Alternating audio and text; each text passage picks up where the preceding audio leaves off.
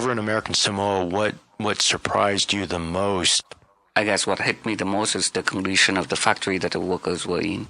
The factory was surrounded by fence and barbed wire on top and on the bottom, and they have a chain link fence around the whole factory and dormitory compound. The gate has a guard shack where the guard sit there and control the worker movement in and out of the factory. The factory are made of tin panels with tin roof. It's really hot. The temperature over there is regularly 90 degrees, and inside the factory or the dormitory, it reaches way over 100 degrees.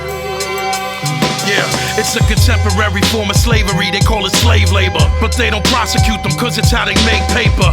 When you rockin' that fly shit that's made in China by an 8-year-old child trying to feed his mama, he exposed to contamination and disease. And only 55% of them will get degrees.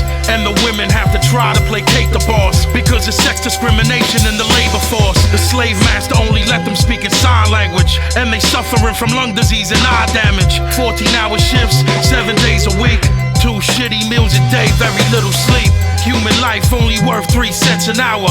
All human rights lost, no sense of power. What did 400 years in the grave pass us? Only the improved cleverness of slave masters. Is life worth living if you living in hell? When the mind is confined to a prisoner cell, and the lies they devise in a system that fell, but I expect the system to fail. Is life worth living if you living in hell? When the mind is confined to a prisoner cell, and the lies they devise in a system that fell, but I expect the system to fail. Many Chinese workers are forced to sign secret agreements known as shadow contracts before they leave China, severely and in some ways illegally restricting their activities while on American soil. Workers are forbidden to participate in any religious or political activity, or to ask for a salary increase, or even to fall in love or get married.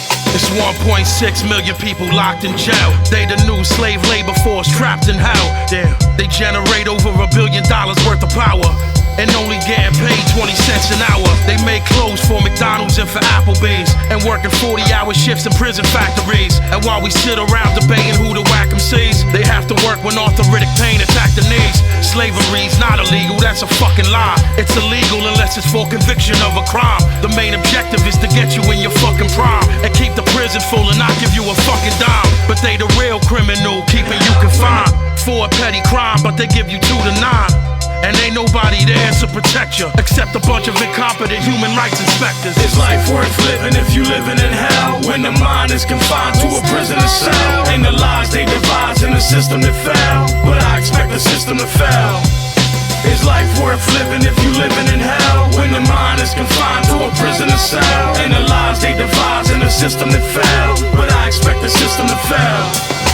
The sweatshop situation kind of pervasive and kind of take advantage on the people that are poor and at an economic disadvantage.